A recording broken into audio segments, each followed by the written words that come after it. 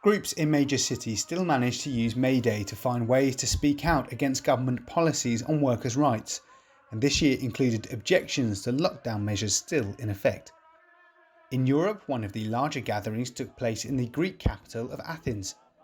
Hundreds of workers wearing masks and gloves stood on social distancing markers on Friday outside Parliament to commemorate International Labour Day, defying a ban on movement imposed by the government. Using red plastic square markers on the ground as a guide, protesters followed social distancing rules in a rally organised by the communist-affiliated trade union PAME. Similar scenes took place in Austria. One of the group, Moni, explained why she felt the need to come out in Vienna.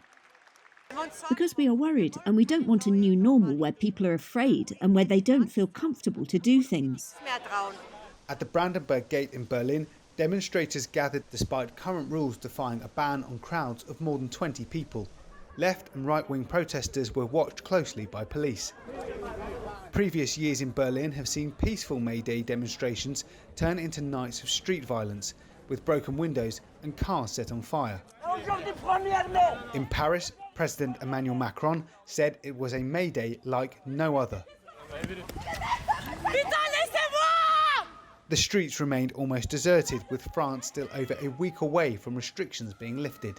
Police still had to be called in to deal with much smaller protests as larger Labour Day demonstrations were cancelled. While in Switzerland there was a noisier stance taken to campaign for higher wages and jobs to be protected, whilst the country navigates through the crisis.